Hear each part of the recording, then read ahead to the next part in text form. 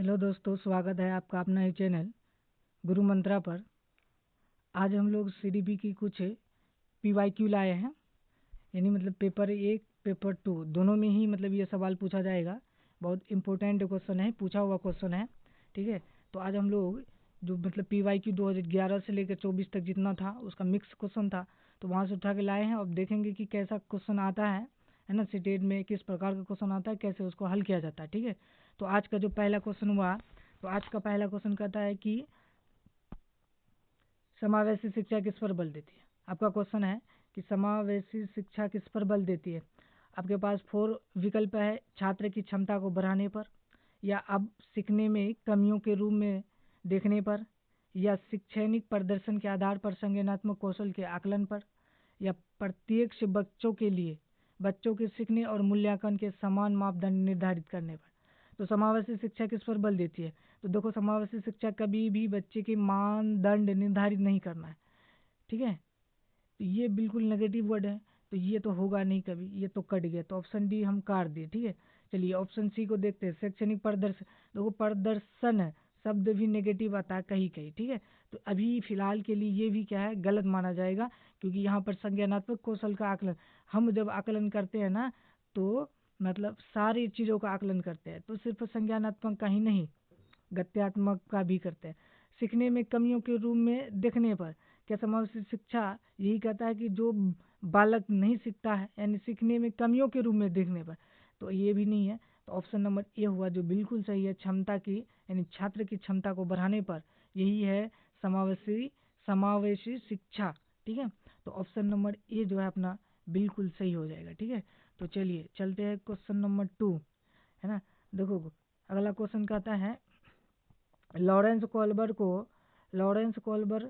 Kohlberg द्वारा प्रतिपादित नैतिक विकास के किस स्तर पर व्यक्ति विश्वास रखते हैं कि समय आने पर नियम में समय के साथ बदलाव करने की जरूरत है ना। लॉरेंस कोलबर्ग ने जो नैतिक विकास का सिद्धांत दिया है ना, 3 स्तर दिया, उसके 6 चरण थे। तो आपको बताना है कि वो कौन सा चरण में लॉरेंस कोलबर्ग ने कहा कि व्यक्ति विश्वास रखते हैं कि समय आने पर नियमों के समय के साथ बदला करने की जरूरत होती है। विकल्प देखिएगा, आज्ञा पालन एवं दंड अभिविन्यास, या विकल्प बी अच्छा लड़का अच्छी लड़की, या विकल्प सी सामाजिक क्रम नियंत्रण अभिविन्यास, या विकल्प डी सामाजिक अनुबंध अभिविन्यास। अब यहाँ पे देखो ऑप्शन सी, ये जो है ना लॉरेंस कोलबर्ग के, ना तो ये स्तर का कोई पार्ट है, ना ही ये मतलब कोई चरण होता है। सामाजिक क्रम अनुबंध नियंत्रक अभिविन्यास ये नहीं होता है, इसके बारे में लॉरेंस कोलबर्ग नहीं बताया, तो ये तो कट गया पहले। ठीक, सामाजिक अनुबंध या आज्ञा पालन एवं दंड अभिविन्यास, यहाँ क्वेश्चन कहता है कि समय के साथ नियम को बदला जा सकता है, यानी बदलने की जरूरी है। तो यह आज्ञा पालन क्या होगा? आज्ञा पालन तो आता है, किस में आता है? पहला स्टेज में आ जाता है। ठीक है, अच्छा लड़का अच्छी लड़की ये दूसरा स्टेज में आता है, तो ये भी नहीं होगा। ऑप्शन नंबर होगा कि सामाजिक अनुबंध अभिविन्यास, कि अगर कानून समाज के लिए, अगर कानून गलत है, कानून को बदला जा सकता है, लेकिन कब? समाज के हित के लिए। ठीक है, ऐसे नहीं कि अपने हित के लिए कानून नहीं बदल सकते हैं, समाज के हित के लिए कानून समय के साथ बदला जा सकता है, या बदलना जाना चाहिए। यही सामाजिक अनुबंध अभिविन्यास, जो अपना हो जाएगा विकल्प नंबर क्या? डी, है ना, बिल्कुल सही है। देखिए क्वेश्चन नंबर आगे कहता है कि लिंग डेश डेश है, जबकि जेंडर क्या है? जैविक सामाजिक संरचना या जैविक है, या सांस्कृतिक सामाजिक है, या सामाजिक सांस्कृतिक। यहाँ पर देखोगे, यहाँ पर लिंग डैश है जबकि जेंडर है, यहाँ पर सबसे ज़्यादा कन्फ्यूजन होता है। लिंग क्या? जैविक को लिंग है, या सामाजिक संरचना को मतलब जेंडर बोलते हैं, किसको क्या बोलते हैं? तो यहाँ पर हमेशा याद रखेंगे, जो लिंग होता है ना, लिंग कहते हैं, किसको कहते हैं? जैविक, है ना, जैविक को क्या बोलते हैं? लिंग कहते हैं। और जब जेंडर की बात आता है, तो जेंडर की बात आए तो ये सामाजिक संरचना में आता है, तो ये सामाजिक इसमें आता है, संरचना में आ जाता है। ठीक है, तो यहाँ पर सामाजिक संरचना, लिंग क्या बताए? जैविक, ना तो पहले इसमें जैविक है, ना तो जैविक है, ना तो जैविक है। ऑप्शन बचा ए, है ना, जैविक है। लिंग क्या है? एक जैविक है ना, बायोलॉजिकल है। ठीक है, और ये जो जबकि जेंडर क्या है? ये सोशल कंस्ट्रक्ट है, तो इसीलिए ऑप्शन ए अपना क्या हो जाएगा? बिल्कुल सही हो जाएगा। ठीक है, चलिए क्वेश्चन नंबर अगला। जीन पियाजे का मानना था कि ज्ञान कैसा है, उसका मानना क्या, एक दृश्य व्यवहार परिवर्तन है जिसे विश्वसनीयता के साथ है ना मापा जा सकता है, उन्होंने मतलब इसके बारे में बताया। या पर्याप्त से पर्यावरण से निष्क्रिय रूप से पारित होने के बजाय बच्चे द्वारा निर्मित किया जाता है। या उन्होंने अंत क्रिया के माध्यम से प्राप्त करने के बजाय जन्मजात दिया हुआ होता है। या ऑप्शन बी है, अधिक जानकारी अन्य लोगों के साथ बातचीत से स्वनिर्मित होता है। पीन प्यादे के मानना था कि ज्ञान उसके बारे में है ना एक दृश्य व्यवहार परिवर्तन है जिसे विश्वसनीयता के साथ मापा जा सकता है।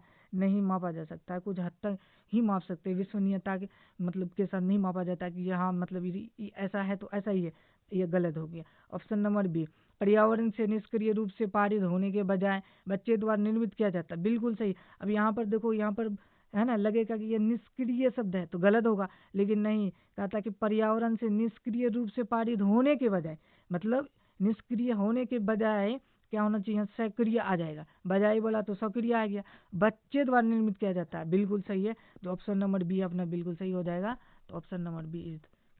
अगला देखें, क्वेश्चन नंबर आगे कह रहा है, निम्न में से किसे दिव्यांग अधिकार अधिनियम 2016 में बढ़ावा दिया गया, है ना। तो 2016 से पहले जो भी दिव्यांग थे उसको क्या बोलते थे, दिव्यांग को 2016 में ही क्या दिया, दिव्यांग अधिकार अधिनियम आया। या नहीं तो पहले क्या बोलते थे, विकलांग बोलते थे। तो जब भी हम लोग विकलांग बोलते थे, है ना, जिसके पैर या हाथ ना होते, तो उसको मतलब क्या होता था, उसकी भावना को ठेस पहुंचती थी, अपने आप को मतलब वो अपूर्ण मानते थे, पूर्ण नहीं मानते थे। इसके लिए बहुत सारे व्यक्ति मतलब अपना है ना आत्महत्या तक भी कर ली। तो इसी वजह से 2016 में एक एक्ट आया, दिव्यांग अधिगम अधिनियम। दिव्यांग का मतलब होता है देवताओं का अंग, है ना, ठीक है। तो आगे अभी अगर 2016 के बाद अब किसी को आप दिव्यांग ही कहेंगे, अपाहिज बोलने पर आप पर मतलब कानूनी कार्रवाई भी होगा। तो इसीलिए आओ क्वेश्चन नंबर ए का ऑप्शन क्या हो जाएगा, दिव्यांग के लिए विशिष्ट शिक्षा का अनिवार्य, या दिव्यांगत के आधार पर अधिकारों के है ना उपागम में भेदभाव, या दिव्यांग की शिक्षा के अधिकार से बेदखली, या जीवन से किसी क्षेत्रों को में समानता और गैर भेदभाव। बिल्कुल सही है। ऑप्शन नंबर डी ये है कि जो जीवन से सभी क्षेत्रों में समानता हो, जैसे ही आम व्यक्ति का जीवन में समानता होता है वैसे ही दिव्यांग के सभी क्षेत्रों में समानता हो, और गैर भेदभाव नहीं होना चाहिए, कोई भी क्षेत्र में भेदभाव नहीं होना चाहिए। इसलिए ऑप्शन नंबर डी अपना बिल्कुल सही है, ठीक है। चलिए क्वेश्चन नंबर आगे कह रहा है, कोई भी अध्यापक जो विषय वस्तु को अपने आप में एक अंत मानता है ना, कोई अध्यापक विषय वस्तु को अंत मान रहा है, वे विद्यार्थी के बीच में क्या कर सकते हैं, अगर एक कोई विद्यार्थी है वह विषय वस्तु को अंत मानता है तो विद्यार्थी पर क्या प्रभाव पड़ेगा, या विद्यार्थी के बीच डैश कर सकता है, महारत के लिए सराहना कर लेगा, या नवाचार की इच्छा जगेगी, सीखने की अभिप्रेरणा होगा, या अन्वेषण के लिए प्रतिरोध होगा।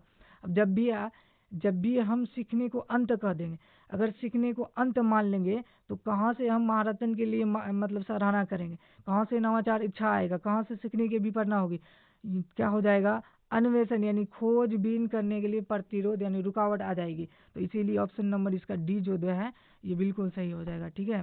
चलिए क्वेश्चन अगला क्या कर रहा है, क्वेश्चन है कि जीन पियाजे का मानना था कि ज्ञान यानी ज्ञान कैसा है, एक दृश्य, ये वाला क्वेश्चन शायद नहीं, एक दृश्य व्यवहार परिवर्तन है जिससे विश्वसनीयता के साथ, अभी तो पढ़े हैं ना, हाँ ये वाला क्वेश्चन हो चुका है, ठीक है। चलिए क्वेश्चन नंबर आगे है कि जीन पियाजे और वाइगोस्की ने अधिगम की समझ को डैश डैश प्रक्रिया से, है ना, डैश डैश प्रक्रिया यानी स्थानांतरित किया, यानी एक जगह से दूसरी, सक्रिय से निष्क्रिय, निष्क्रिय से सक्रिय, यांत्रिक से व्यवहारवादी, या व्यवहारवादी से यांत्रिक। ये दोनों तो होगा नहीं, बच्चा सक्रिय से निष्क्रिय, निष्क्रिय से सक्रिय, है ना। तो हमेशा ही कोई भी चीज़ निष्क्रिय से सक्रिय किया जाता है, जबकि ऐसा नहीं कि कोई चीज़ सक्रिय है उसको निष्क्रिय कर दे, नहीं, अगर निष्क्रिय है तो सक्रिय किया जाएगा, अगर सक्रिय है तो अच्छी बात, वो सक्रिय ही रहे, ठीक है। तो यही ऑप्शन नंबर बी अपना क्या होगा, बिल्कुल सही होगा, ठीक है।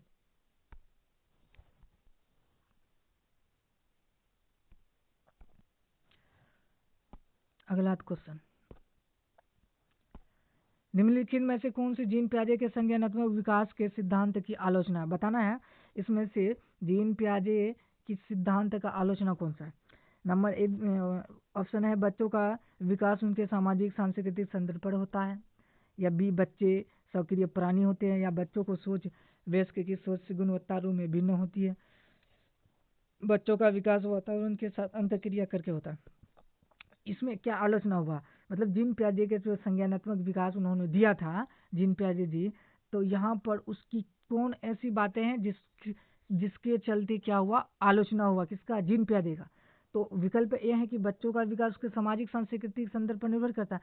ये वाला टर्म तो जीन पियाजे दिया ही नहीं है, तो नहीं दिया तो ये वाइगोस्की का, तो ये तो कट ही जाएगा। ठीक, बच्चे सक्रिय प्राणी है, बिल्कुल सही। बच्चे क्या सक्रिय प्राणी है, तो इसमें आलोचना क्या होगा, ये तो सही बात है, ये सब मानते हैं।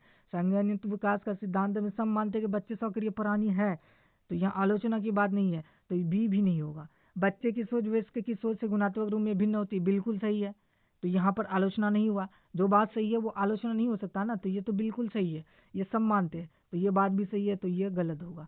ठीक है, ऑप्शन के अकॉर्डिंग ये भी गलत।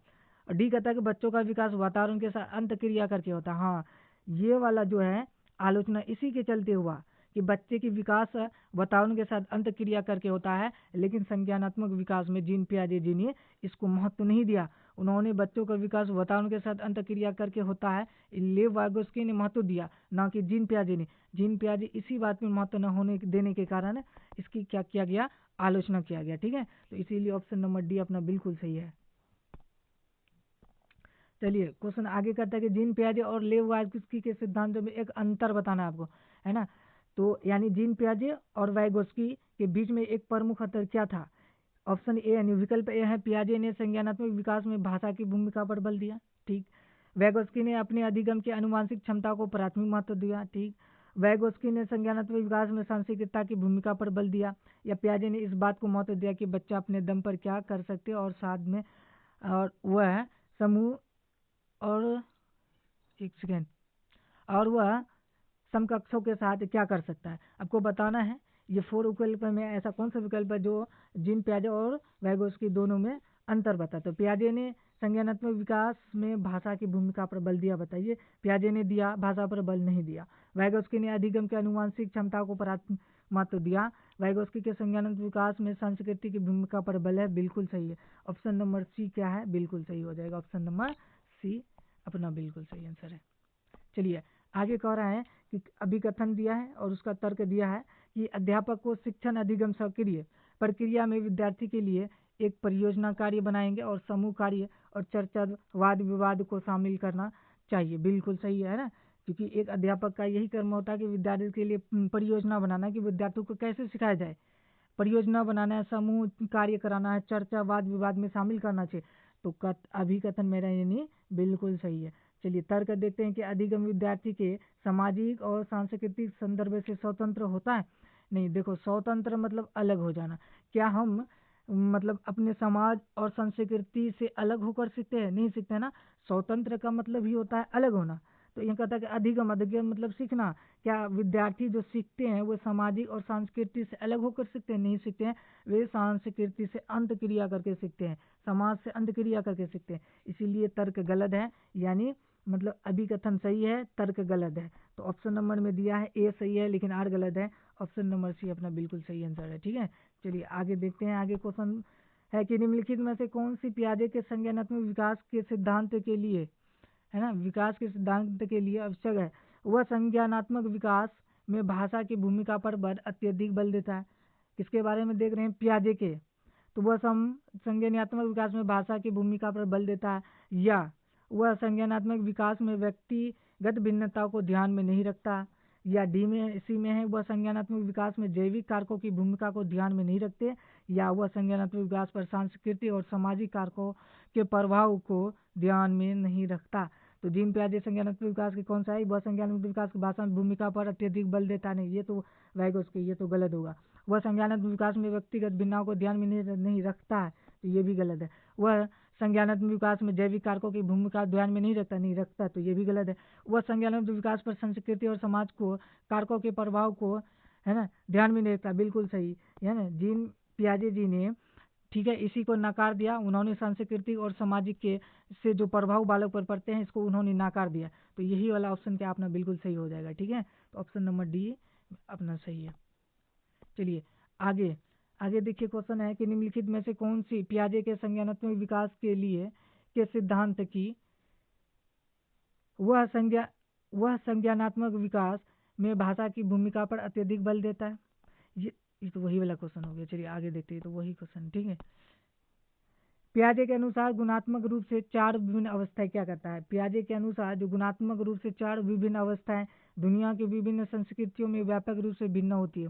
यह उदाहरण देकर समझाती है कि बच्चे का मन लघु वयस्क मन होता है, या बच्चों के जेनेटिक कोड पर निर्भर होती है, या बच्चों के विकास के सार्वभौमिक पैटर्नों का प्रतिनिधित्व करती है, ठीक है।